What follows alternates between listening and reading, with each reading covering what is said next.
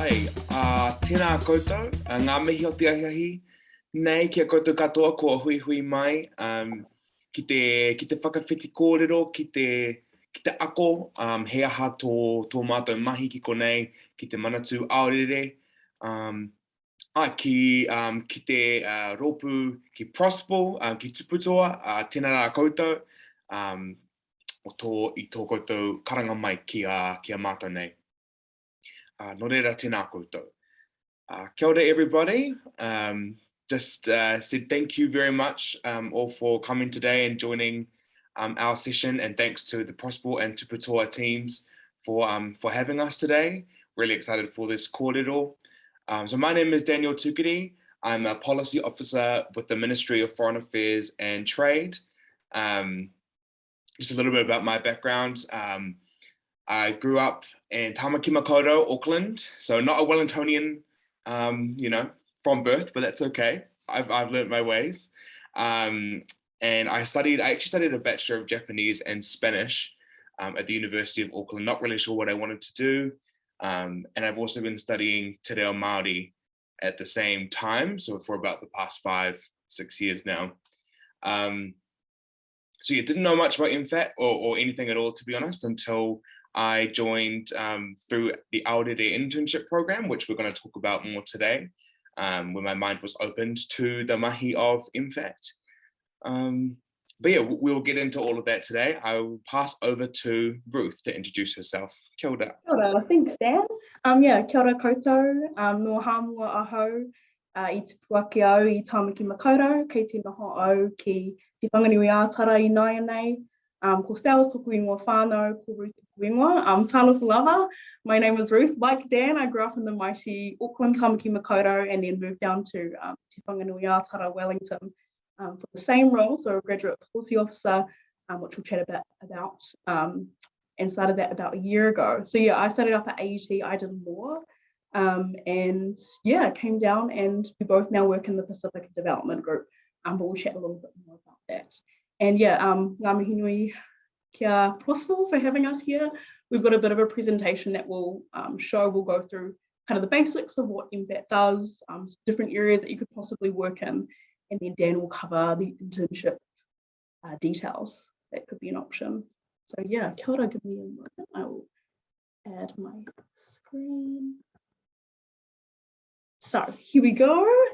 And what we'll do is, just talk a little bit about what's happening. So I will, there we go. So basically, our purpose is, so Ministry of Foreign Affairs acts in the world to build a safer, more prosperous and more sustainable future for New Zealanders. And it sounds quite serious, but essentially we're New Zealand's external facing to the rest of the world. So representing New Zealand and New Zealand's interests for Aotearoa, and do that in lots of different ways, which we'll cover now. So you may know we're known for kind of embassies and posts all around the world. So more than 60 posts in more than 50 countries, and essentially acts kind of like a mini New Zealand government. So not just representing New Zealand's interests in that country, but also providing a support or a base for New Zealanders that are there. So providing consular service as well if you were to run any trouble or passport stuff. As well as, kind of being the face of New Zealand and interacting with the government in that country. We have trade as a massive part of it. So negotiating, defending access for New Zealand and overseas markets, helping New Zealand exporters and businesses be successful over the around the world. We had the UK-New Zealand Free Trade Agreement, so discussing, how trade's going to work between the two countries, what New Zealand get, what the UK get, and working on our trade relationships there is a massive part. We contribute to international solutions for climate change, so that's working on those kind of big conferences. So COP26 was a recent one that we attended, speaking up for what Aotearoa wants, and also alongside the Pacific as well, more generally, and what our priorities are in that area. We also have the New Zealand aid program, so that's where we have kind of like assistance to build different projects and help out in the Pacific. That's a massive part that Daniel and I work in, and we can speak a bit more to that.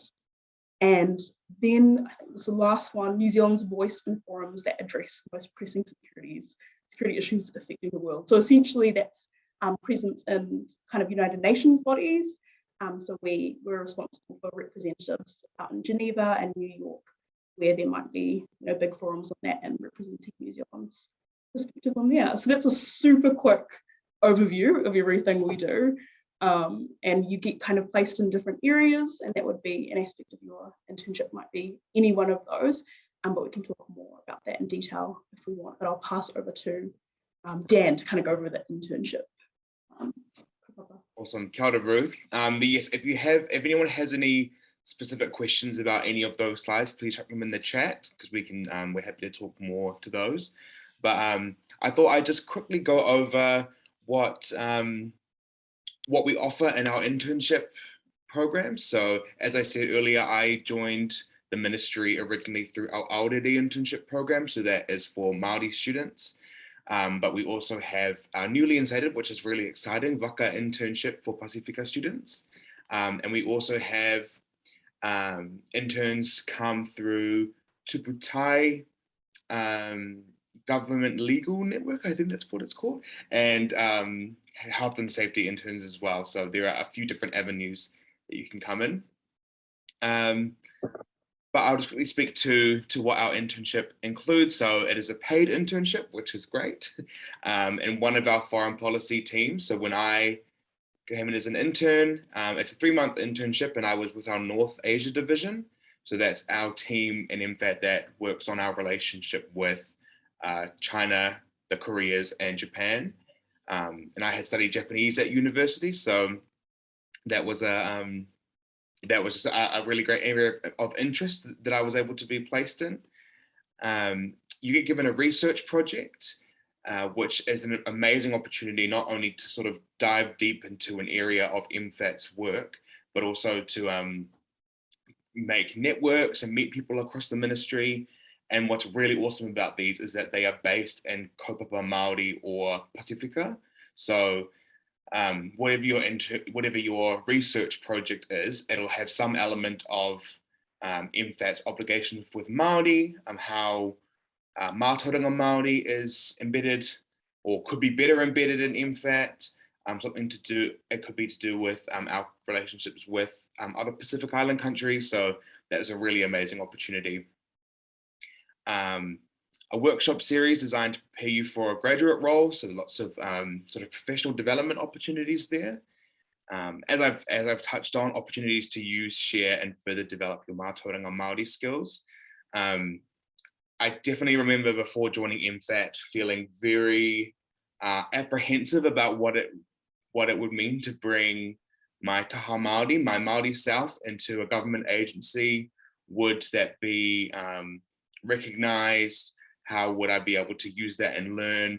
And I was very pleasantly surprised that there were lots of opportunities, and especially with my internship cohort, I was able to make this just amazing group of friends of other Māori students and Pasifika students who were sort of on that same waka. And although, like everywhere, there's lots of mahi to be done, it is really exciting to see all the different ways that MFAT is realizing and is working towards our obligations as Te Tiriti partners. As I mentioned, networking opportunities, support and guidance from a mentor from around the ministry. As I said, a great group of other interns to learn with. And if you're based outside of Wellington, then we will support you financially to travel to Wellington. Unfortunately, not accommodation costs, but travel costs, yes. Great, thanks, Ruth. Quickly through the key dates for this year. So our applications open in July 2022, and that's just I guess a standard job application with a CV. And if it's the same this year as it has been, which I think it will be, instead of a cover letter, we have it's more like a questionnaire about your experience, whether you have leadership experience, volunteer experience, whether you, about your experience with mātauranga Māori, or yeah, it's sort of a questionnaire as opposed to a cover letter. The next stage from that is a 3-stage assessment process that starts with cognitive testing, everyone's favorites. It's sort of, it's like a kind of pattern sort of test. Don't freak out about it. It's just something that we have to do. Unfortunately, I definitely did not do super well in mine, but you can still get through. Then a video introduction. So that's where you'll essentially record yourself. You get a question pop up on the screen, and then you need to respond. And then finally, a written exercise. So that might be in the form of a report or an essay. But again, don't freak out about that now. And then finally, an online interview, which is just a behavioral competency-based interview over Zoom. And then offers will be made mid to late September for a November start. So I'm aware I'm talking a lot, so I'll try to go through this quickly. What we're looking for in our in the internship program. So you'll be in your last year or two studying towards a minimum of a bachelor's level qualification in any discipline. So it does not have to be law or international relations or economics or anything that you think you might have to be part of MFAT. We look at all qualifications. We've got people from all sorts of walks of life. You will need to be based in Wellington. I think I saw a question in the chat about whether they're all Wellington based. I think they are. Yes, they're usually Wellington based, unfortunately for those who are outside. But as I think someone from IRD said that I resonated with was, it is, although maybe a bit, like you weren't planning to move to Wellington, but it is an amazing opportunity to to come together with other Māori and Pasifika students and learn together, grow together, and you will make amazing friends. As I mentioned before, if you can showcase that you've had cultural community volunteer experience, and that can be in a whole range of different ways, whether it's in your local church, in a sports team, if you're in any other sort of co-curricular club or group, those are all relevant, and we want to know about what you've been involved in. You do need to be a New Zealand citizen and of Māori or Pasifika descent. You will need to be able to meet our minimum security requirements, which we're happy to talk to if you'd like. And also take a look at our values. I won't go through them in depth, but our values that we aim to live by at MFAT are kotahitanga, manaakitanga, impact, and courage. So we'll definitely go onto a website and have a look at those. Again, that was a very quick run through of the internship application process, but I wondered if we wanted to open it up to questions now, or Ruth and I are happy to speak to our experience so far working at MFAT. I can talk about my internship. Did we have any questions to start us off? Yeah, so I think you've answered that. Yeah, all the internships are based in Wellington, so none currently in any other parts of New Zealand. So yeah, it is required that you come down here and just for that summer, that November to February. And in terms of the travel assistance based out of Wellington, that's financial assistance. So I think it's up to $1,000. If you've got further questions, we'll put in our emails and we can find out the exact number. But yes, it's financial in terms of reimbursement for travel costs, and if you're like shipping anything down. So all about the travel getting to Waniki. And in terms of accommodation opportunities, similar to what was mentioned before, it's kind of just, there's a Facebook group that you will get put in and it's helping through that. But otherwise no official assistance is offered by MFAT. Yeah, so it's kind of your own research before you come down. But awesome, thank you, Dan. Maybe Dan, if you want to talk a little bit more about your role, and I'll keep an eye out for questions if we can do that to wrap up. Yeah, sure. Just to, I guess, give that sort of an idea of the different types of work. So when I was an intern, I was in the North Asia division, as I said. And I guess another great thing about being an intern is you are given really interesting and exciting projects, but but without the sort of pressure that you would have as a policy officer. So I got to join a lot of really fascinating meetings about agreements that New Zealand has across Asia, maybe different political issues going on between countries, how New Zealand's going to respond. And towards the tail end of my internship was actually when COVID first became a thing. So I got to see sort of our very, very first response to the very first cases of COVID, which feels, 20 million years ago, but that was just an example of the sort of, I guess, not exciting because it wasn't an exciting thing, but sort of high energy, fast-paced environment that MFAT can be. We will often set up what's called an Emergency Coordination Center, ECC, to respond to global events. So obviously, most recently, the Ukraine situation, the volcanic eruption in Tonga, with COVID, even Whakaari White Island, that also happened while I was an intern. So there's and our role in that is seeing that New Zealanders in those places are safe, and how can we get them safe, and also other ways that we can support the global response.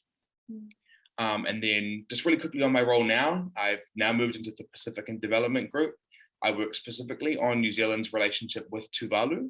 So that's an international development role, we call it, which is essentially working with the government of Tuvalu to channel our aid funding in a way that is most beneficial and most needed and wanted by the government of Tuvalu to support the prosperity of their people. And that could be in climate change, economic resilience, a whole bunch of other things as well.